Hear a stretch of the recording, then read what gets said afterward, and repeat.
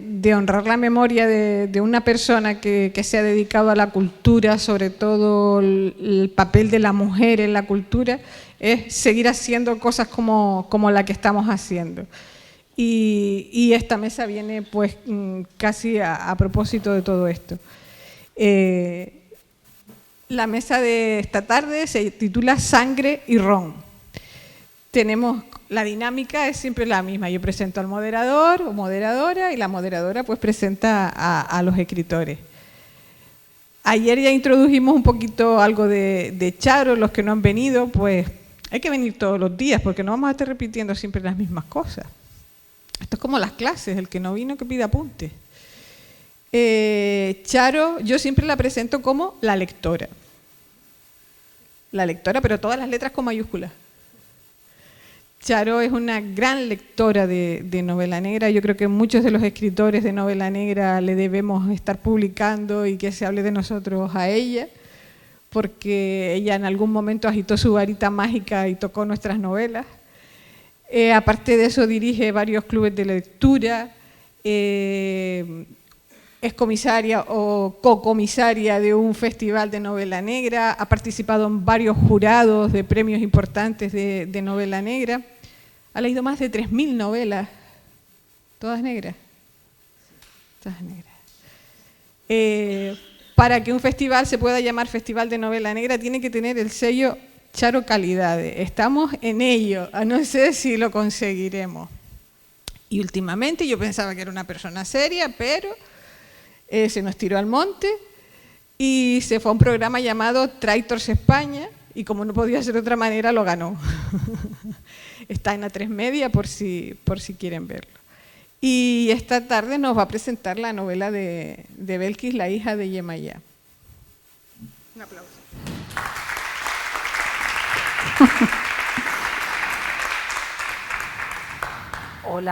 Hola, buenas tardes.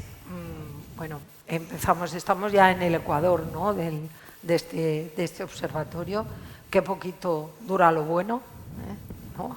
Gracias por venir en esta tarde con este tiempo tan estupendo que tenéis aquí fuera. Y el hecho de que estéis aquí ya dice mucho por el interés por la cultura. Y agradecer de nuevo, como ya hice ayer, al ayuntamiento, a la biblioteca, a este espacio tan estupendo por apostar por actividades como estas. Gracias también a Carmen, que ya nunca quiere que le demos las gracias, porque en realidad dice que es ella la que nos da las gracias a nosotros, pero no es así. Bueno, hoy vamos a presentar la primera novela negra de una escritora que ya tiene una carrera no dilatada, pero sí importante, pero es su primera novela negra. Se ve que le ha picado el virus, esto tanto de ir con Carmen, con ir a clases con el añorado Alexis Ravelo, pues le picó el aguijón de la novela negra y se ha lanzado a la publicación de esta novela. Os la presento, es Belkis Rodríguez Blanco, nace en Batabanó, al sur de la isla de Cuba, no voy a decir el año. Es licenciada en periodismo por la Universidad de La Habana y en 1998 emigró a Islandia. Eso me lo va a explicar luego porque es que es mi primera pregunta. Mi primera pregunta va a ser esa, te lo digo para que la vayas pensando. Ha trabajado en diferentes medios de comunicación en la capital de la isla caribeña y en Las Palmas de Gran Canaria, ciudad que la adoptó en el año 2006. Te fuisteis a Islandia, no me extraña, también te lo digo. Es autora del libro de relatos en minifalda de 2014 y La punzada del Guajiro y otros cuentos 2021. Con prólogo de Manuel Díaz Martínez, un poeta que creo que dijiste ayer que admirabas mucho. En novela El sueño de Amalia de 2019 y La tercera isla de 2023. Y fuiste premiada con el Accesis de la 25 Feria del Libro de Las Palmas de Gran Canaria. Bueno, y llegas aquí a La hija de Yemayá. Bueno, antes de preguntarte qué hacías en Islandia, que esto te lo preguntaré luego, ¿quién es Yemaya? Porque cuando vemos el título, la hija de Yemaya. Bueno, pues primero quiero que me expliques quién es Yemaya y luego ya te preguntaré quiénes son las hijas de Yemaya. Pues mira, Yemaya es una deidad que tenía mi abuela en un altar. Perdón. Mi abuela le gustaba la religión africana, la religión yoruba, y ella tenía un altar y me decía, esta es Yemaya, la Virgen de Regla. Esta es la Caridad del Cobre, que es Ochun. Esta es Santa Bárbara, que es Changó. ¿Qué pasó? Que cuando trajeron a los africanos, a los esclavos, los españoles lógicamente los evangelizaron, pero ellos se guardaron sus deidades en el corazón y hicieron una equivalencia entre las deidades y los santos católicos. Entonces, cada santo católico tiene su nombre. Y en la religión africana, entonces, Yemaya es la reina del mar, es la Virgen de Regla. Muy bien.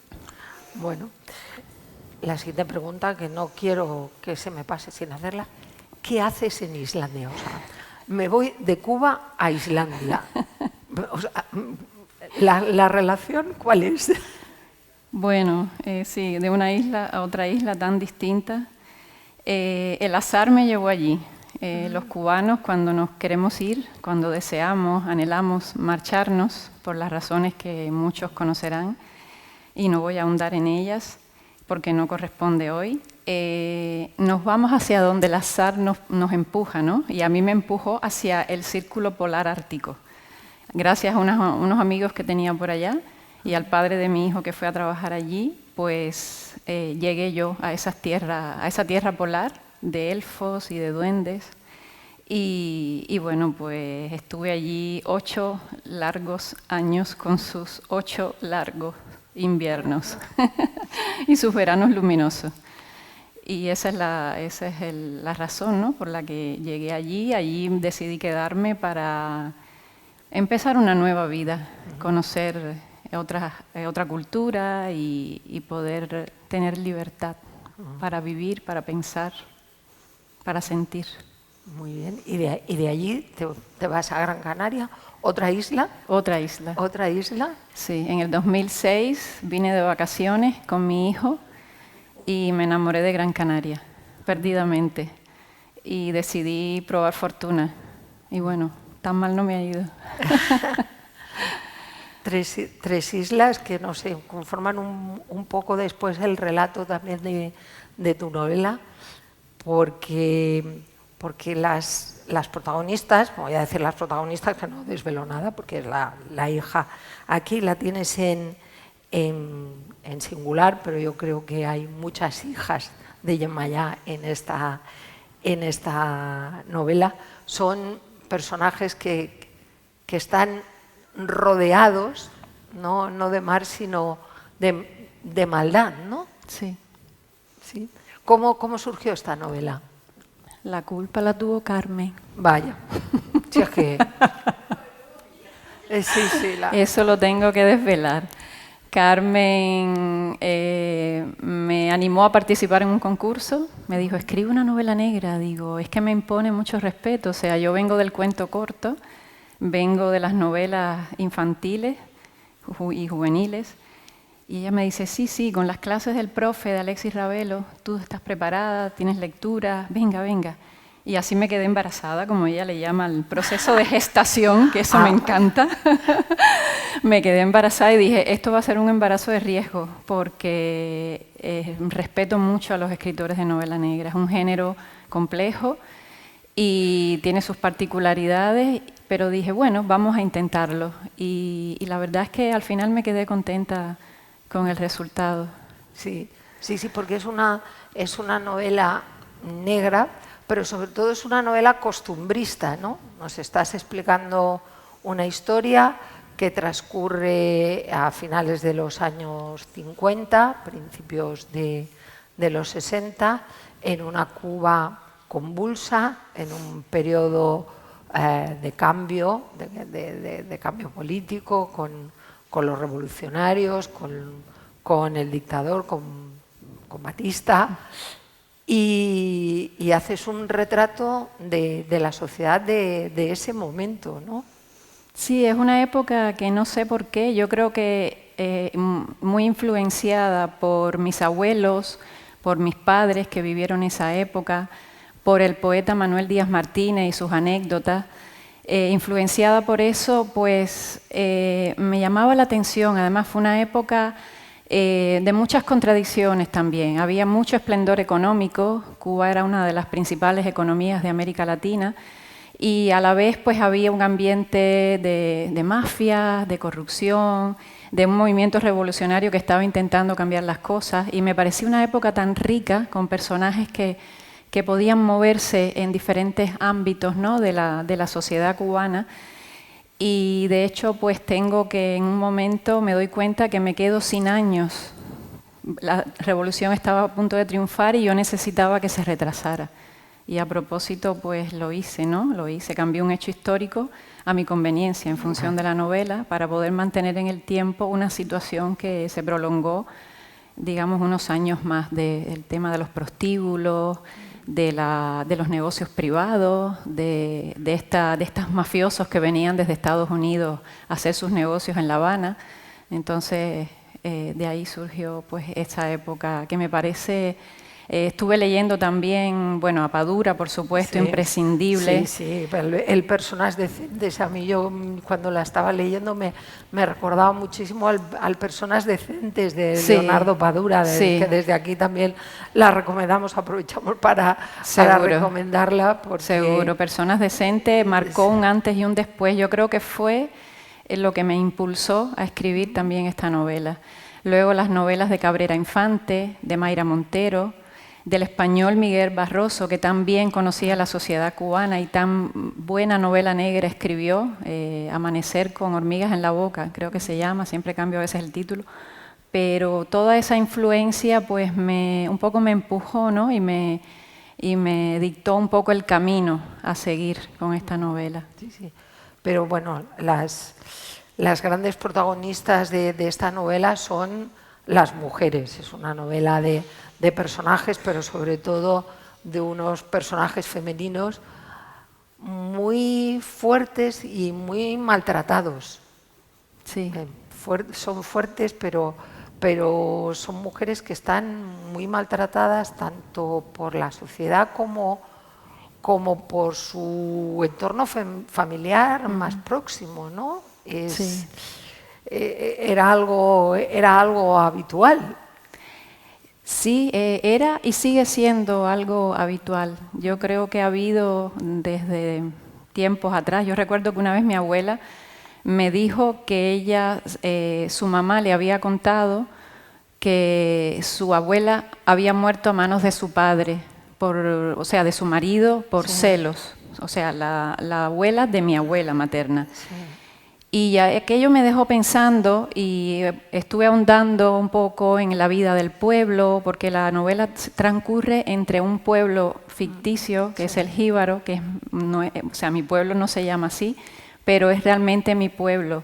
Hay incluso historias que me contaba mi padre, hay muchas cosas que sucedieron en el pueblo.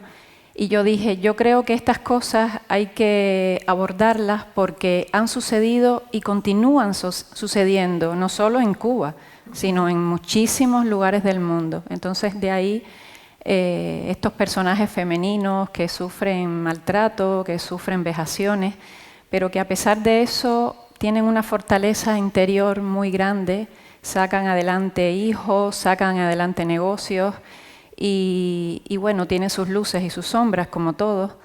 Y sí, es una novela muy femenina. Es muy negra, pero es muy femenina. Sí, sí, de estos personajes así tan fuertes que tiran adelante en cualquier situación y sobre todo con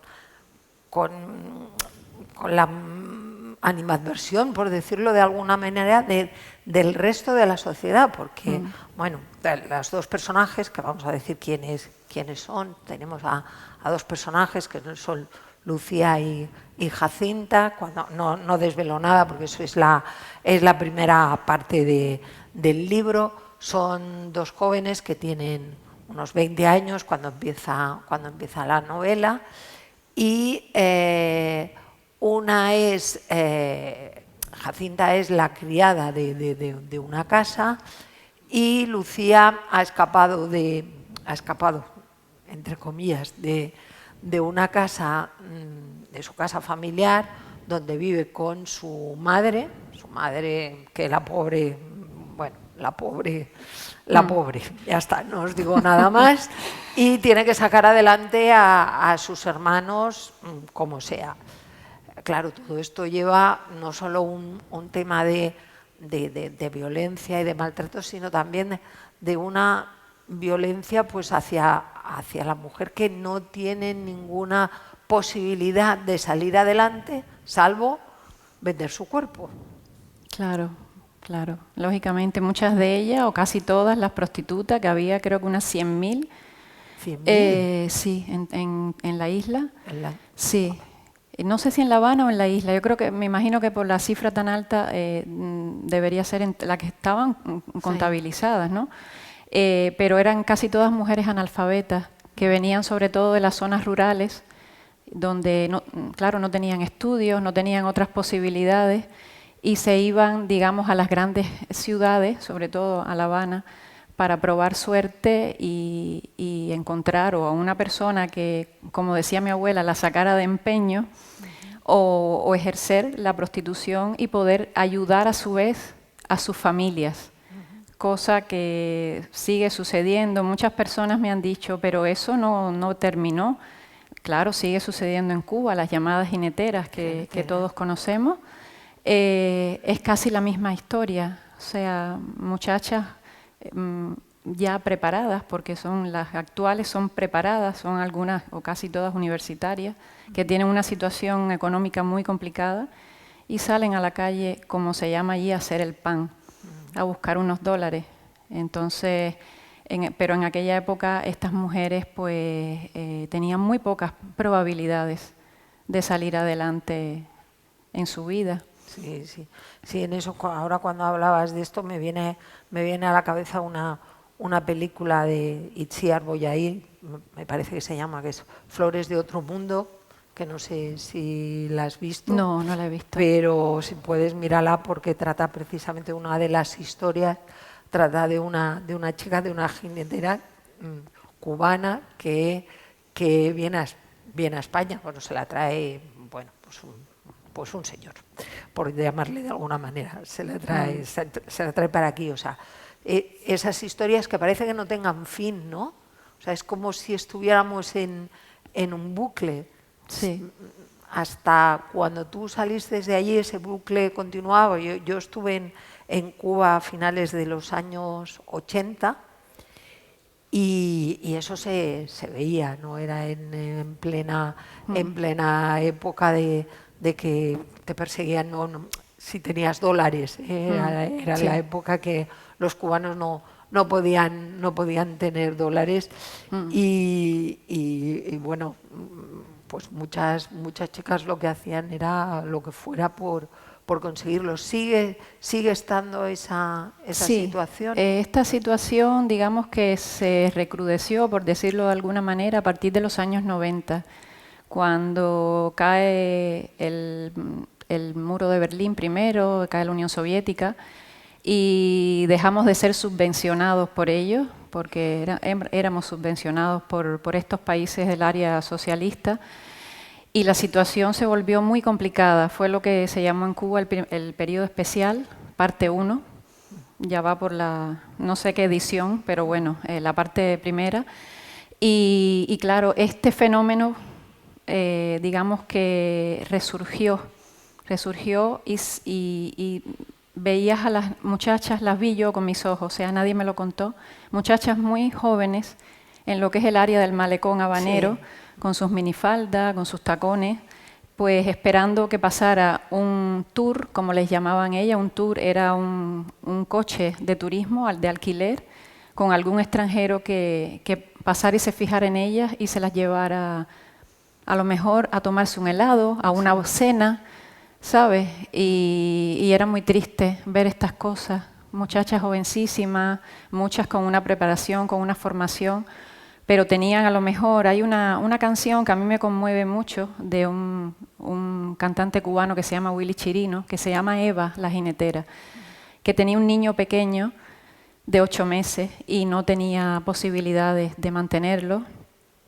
su novio tampoco, tenía muy pocos recursos, y esta chica pues sale a la calle a hacer el pan, a vender su cuerpo por unos $. Entonces, para poder mantener a su hijo pequeño. Y es una canción que siempre me conmueve porque es una verdad y una realidad muy triste, pero que no podemos tapar el sol con un dedo. Está ahí, sigue estando ahí. Sí, sí, y en ese sentido tu novela hace un relato muy, muy detallado y muy conmovedor de esa situación en la que, de todas maneras, también hay esperanza y hay momentos pequeños momentos de felicidad o de anhelo de conseguir otras cosas. Como decía ayer Diego Ameixeiras en la conversación que tuvimos, en la novela negra, aparte de los personajes, de la trama, de lo que está pasando, lo que es muy importante es la atmósfera. Y yo creo que tú has conseguido en esta novela crear una atmósfera. O sea, tú estás leyendo la novela y estás allí. Estás allí, estás viendo realmente lo que pasa, estás sufriendo lo que estás sufriendo los personajes y entiendes las situaciones que tienen que tomar muchas veces estas mujeres, porque crímenes hay, también os lo digo, no penséis que es una novela en la que solo vamos a hablar de esto, sino que también hay unos crímenes.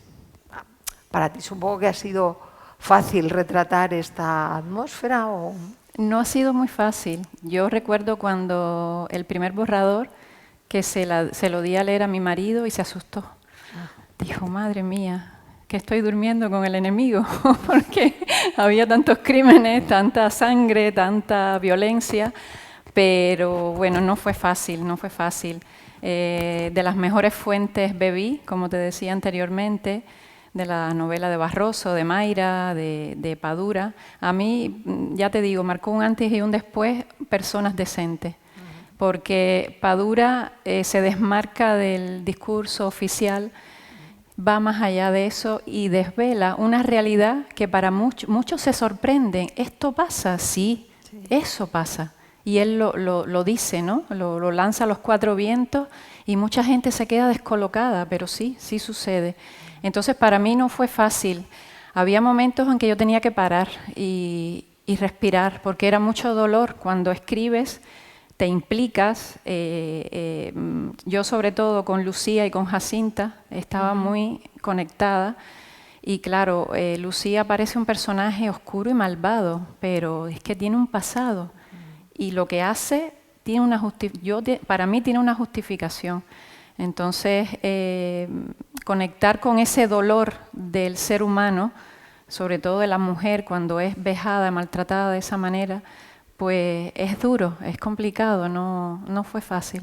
Sí, pero además podemos pensar que estos personajes son maltratados porque tienen una profesión, dijéramos, la prostitución, pero es que el resto de personajes femeninos también son mujeres maltratadas, sí, desde otra forma, pero también son mujeres maltratadas. Realmente es que he intentado buscar alguna que me diera un poquito de alegría y no, es una novela pesimista o realista. Yo creo que es realista. Es realista. Puede parecer un poco pesimista, pero yo creo que es realista. A lo mejor hay un poco de exageración, es que no lo sé, yo creo que es realista. Me encamino más hacia ese lado de la realidad esta cruda, que es porque incluso son historias que a veces, porque en Cuba la prensa oficial no te cuenta estas cosas. Estas cosas nos enteramos ahora por las redes sociales, que hay redes sociales, antes no había, y nos enterábamos por el boca a boca. Mira, ¿te acuerdas de fulanito? el marido de tal, pues ha matado a su mujer. Bueno, una compañera mía de la primaria la mató, o sea, su padrastro mató a su mamá. Eso lo viví yo de niña. Y son cosas que te van marcando, ¿no? Y escuchas de aquella vecina que ha intentado un suicidio, ¿sabes? Y sientes que esa violencia estructural está como enraizada, está como... y a veces velada encima por la censura. Porque en Cuba supuestamente todo está bien, pero no están bien las cosas, no están bien. Pero en la prensa oficial no se habla de eso porque eso es tabú. Y las cifras no sabemos si son reales, si no son reales. Es que no se habla.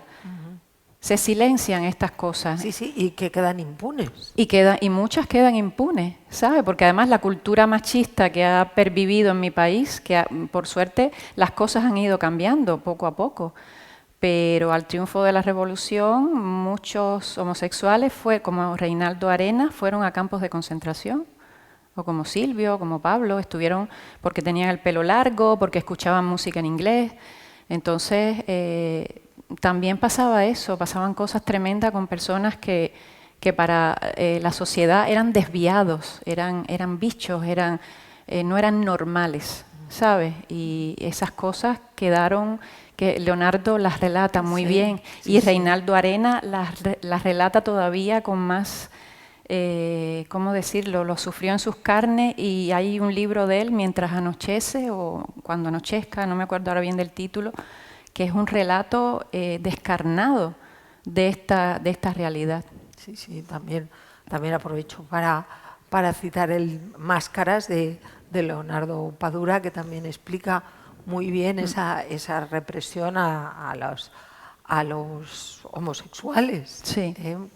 Contrariamente a lo que podríamos pensar que una época revolucionaria tendría que ir a favor de todas estas cosas, y es algo que es como un mal endémico, ¿no? Está ahí enganchado, y no hay manera de librarse de él. Bueno, también es una novela, a mí me ha hecho mucha ilusión, gracia, pues ver nombres que me centran muchísimo en el tiempo, porque salvo en la primera página que nos dices el año en el que estamos, que es el 58, creo recordar, luego nos vas hablando de cosas que supongo que sí que son reales y que pasaron, ¿no? Pues por ejemplo, vamos a asistir a un concierto de Nat King Cole. Sí. Hay muchos boleros, hay mucha música en la novela, no todo es tan triste. No todo es muerte. No, es que nos hemos puesto aquí muy reivindicativas aquí, sí. Pero hay mucha música, hay momentos de alegrías, música. Olga Guillot, que también yo la conocía por una novela de Padura, perdonad que esté tanto rato hablando de él, pero no nos han llegado muchos autores, además con tanta difusión como él, que nos hayan explicado tantas cosas, ¿no? Olga Guillot. Después nos hablas de un actor, de George Raff, que también me ha hecho ilusión verlo aquí. Y luego, como guinda del pastel, Lucía, que es una de las chicas, una prostituta que consigue ser, digamos, la reina del prostíbulo, porque es muy guapa, conoce a un tal Ernesto, que es norteamericano, que escribe un libro, que se lo envía a ella y que poco después se suicida. ¿Quién es este Ernesto? Sí, hay varios guiños en la novela. Hay un guiño muy especial para Hemingway, que es este Ernesto, y hay un guiño muy especial para un proxeneta muy famoso en La Habana a principios del siglo XX. A este no lo conocía, al Ernesto sí que lo he pillado, sí. Pero al proxeneta no le he pillado. Sí, el personaje de Sebastián, tan contradictorio también y tan lleno de matices, pues me inspiré en Yarini, Alberto Yarini, sí. Que fue un proxeneta, un niño bien, que fue político también, fue un hombre muy carismático que murió muy joven, por temas de conflictos entre los proxenetas cubanos, los franceses, los italianos. Y me pareció una figura fascinante, fascinante, porque era un hombre que maltrataba a sus prostitutas y, sin embargo, cuando ellas se retiraban porque ya estaban mayores o estaban enfermas, él les buscaba un asilo.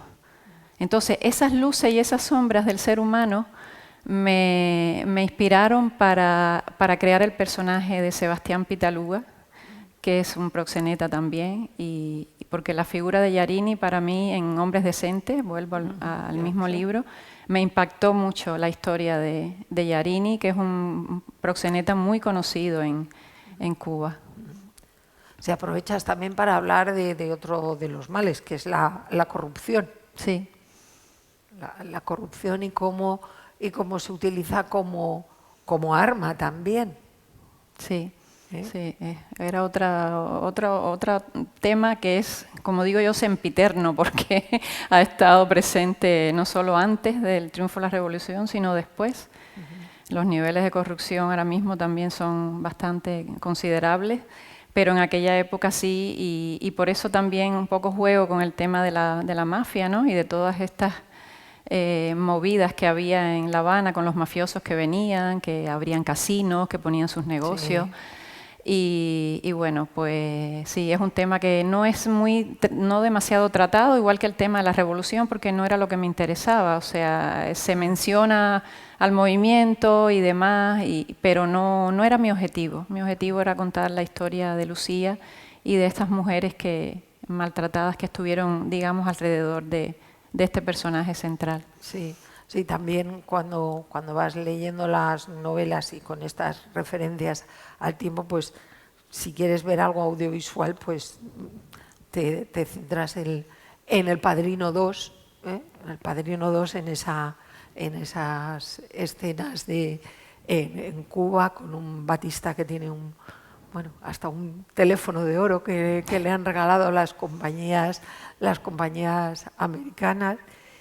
Y también me ha hecho mucha gracia ese pragmatismo que tienen algunos de los personajes cuando ven que la revolución triunfa, ¿no? Hay una sirvienta de una casa que lo primero que hace es salir a acaparar cosas, a acaparar cosas, como aquí cuando parece que va a pasar algo y las abuelas y todo el mundo sale a comprar garbanzos y harina y es que es una historia real. A los supermercados, sí, ¿no? Sí.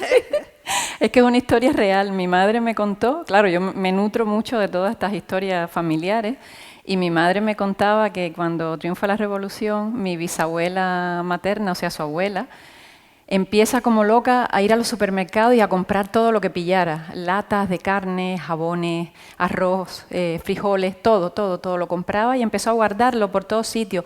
Y mi madre decía, abuela, ¿estás loca? ¿Qué estás haciendo?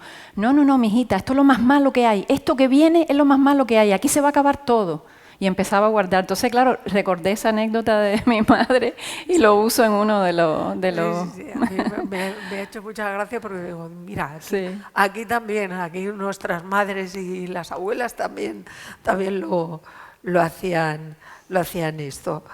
Bueno, ahora la novela la has publicado este año, pero bueno, ya lleva un poquito de tiempo en circulación, desde abril, si no me equivoco, me pareció que era del mes de abril. ¿Qué sensaciones estás recibiendo por parte de los lectores? ¿Estás contenta con el resultado? Sí, estoy contenta. Me pasó una cosa muy graciosa, que parecía una cosa terrible que alguien comprara tu novela, una chica muy joven que estaba acostumbrada a leer mis novelas infantiles y juveniles, y compra esta novela y empieza a leerla, y me llama y me dice, Belki, no he podido pasar de la página 50, lo siento, es que yo soy muy sensible, me he metido mucho en la situación. Dice, no te lo tomes como una crítica mala, la novela está bien escrita, a mí no es que no me guste, es que no puedo, Belki, no puedo. Y yo dije, caramba, es que casi que es un elogio, porque el efecto fue tan brutal en ella que no pudo continuar.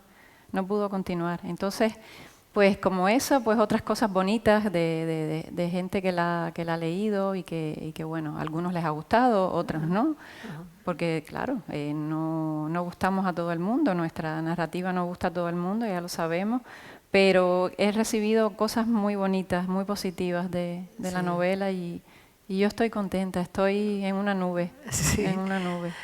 Esta mañana has estado en el instituto, ¿no? En un instituto que era de bachillerato o de secundaria. De secundaria, de cuarto de la ESO, de sí. cuarto de la ESO. ¿Y cuáles han sido las sensaciones? ¿Qué te han transmitido? ¿Habían leído la novela? ¿Se han interesado por el tema? O sea, ¿tú crees que es un tema que puede interesar?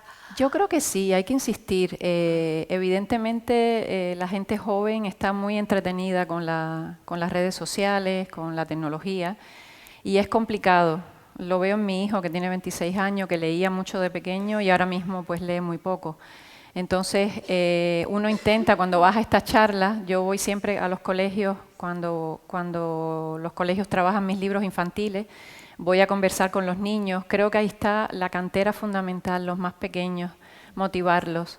Porque lo que veo es que cuando pasan a la secundaria, les dices que cuando eras pequeña leías a Mark Twain, no saben quién es. Es que yo leía a Agatha Christie, a Emilio Salgari, a Jack London, y no les suena de nada. Entonces te da como una tristeza. Sin embargo, siempre en un grupo hay alumnos que los ves como muy interesados, que te hacen preguntas, que te dicen que están leyendo a no sé quién que tú no conoces porque son escritores para gente muy joven. Y yo no pierdo la esperanza. Yo se los dije, soy una señora aquí dando un coñazo tremendo de literatura.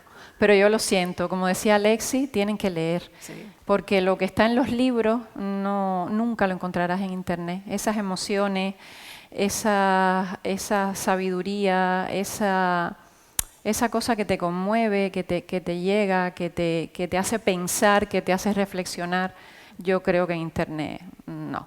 Entonces intentas pues un poquito, y la experiencia siempre es positiva, más positiva con los pequeños que con los adolescentes, pero yo no pierdo la esperanza, yo sigo dando el coñazo y si me siguen invitando, seguiré la señora que da el coñazo sobre la literatura, pero seguiré insistiendo. Sí, o sea que esto que dicen por ahí una influencer que tiene no sé cuántos millones de seguidores, que leer no nos hace mejor persona, y yo digo, bueno, igual no, pero peores no nos hace. Exactamente. No vamos a entrar en si nos hace mejores, que creo que sí, pero peores, desde luego, no nos hace. Ayer le hice una pregunta trampa a Diego Ameixeiras y tú has tenido tiempo de pensártela porque te la voy a repetir. Te la voy a repetir. Me lo imaginé. Ya te lo imaginabas, ya vienes con los deberes hechos, ¿no? Porque es una pregunta que... los autores, yo doy por sentado que habéis leído, habéis leído, y a mí me interesa mucho saber qué referentes tenéis, ¿no? O a quienes admiráis, ¿no? Y pues la pregunta concreta no es a quién admiras, sino ¿qué libro te hubiera gustado escribir a ti? Pues si hubiera estado ayer en lugar de Diego, hubiese dicho inmediatamente Las uvas de la ira, de John Steinbeck. Me parece un autor maravilloso, sublime. O sea, me he leído todo lo de él y le decía a mi marido, ¿y no hay más? Me dice, no, ya te he descargado todo. Y le digo, no puede ser. Ya está, ¿no? Tiene que haber más. Pero sin lugar a dudas me hubiese gustado... Es una novela que me marcó profundamente. O sea, eres una lectora omnívora de un autor, ¿no? Cuando lees algo de ese autor te lo tienes que leer todo. Pues sí. A mí también me pasa eso. A mí también me pasa. Bueno, nos dicen por aquí que abramos el turno de preguntas, así que tenéis la oportunidad ahora de preguntarle a Belkis lo que queráis saber. Venga, no me seáis tímidos, que luego nadie se le ocurre y luego cuando uno levanta la mano entonces se anima la gente y es cuando tenemos que cortar. Va, venga, alguien. ¿No? Carmen, que se ha levantado. Menos mal. Ay Dios, qué miedo me da. Ha salido indemne, ¿eh? No. La pregunta está clara. ¿Vas a repetir con novela negra o qué vas a hacer ahora, amiga? ¿Te vas a quedar embarazada otra vez?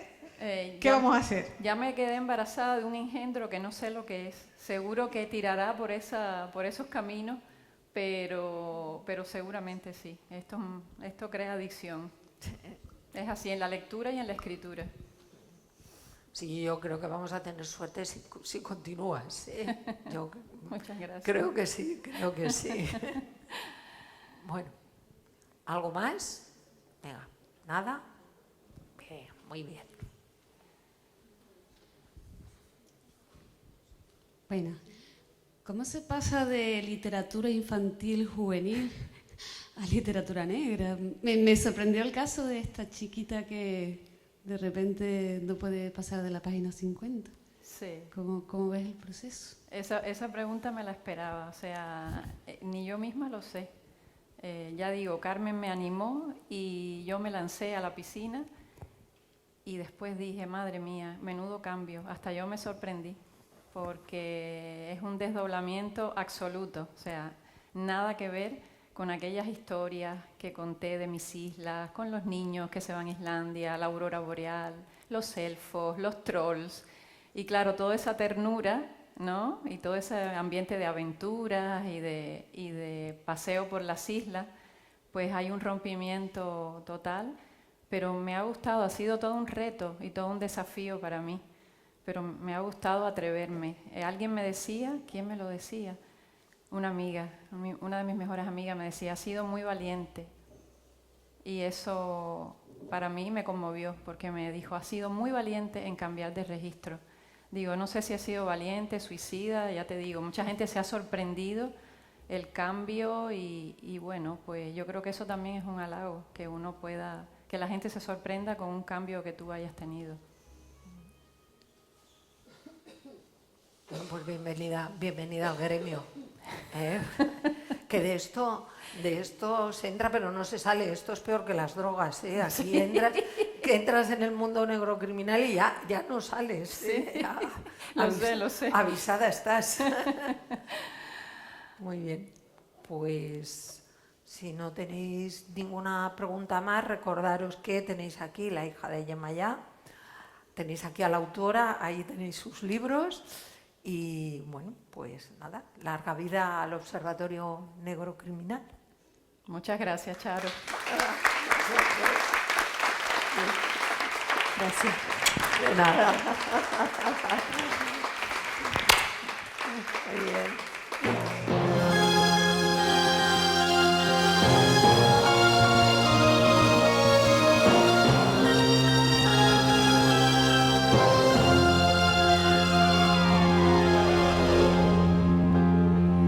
Estoy sintiendo tu perfume embriagador y tus palabras susurrar a media voz, y soy feliz al comprender que está llamando a mi puerta el amor. Por eso hoy mi mundo es amanecer de un nuevo sol. Intensamente estoy viviendo la emoción que ha desbordado el volcán de tu pasión. Y al escuchar tu corazón entre mis brazos lo he fundido con mi amor.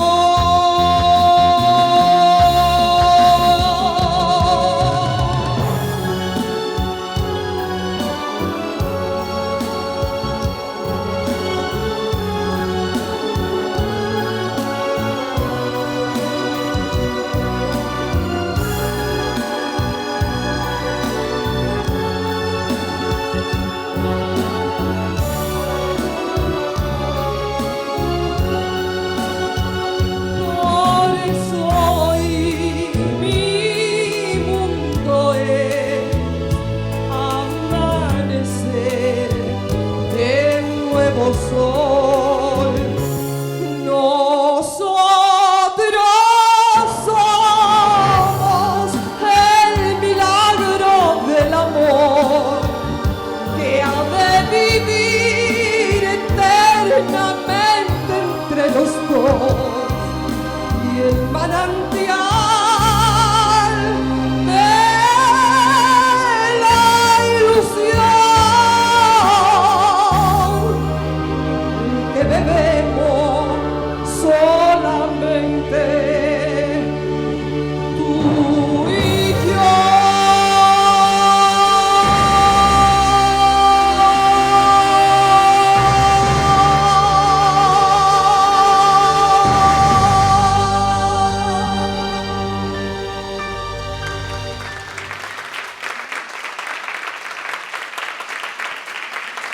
Muchas gracias.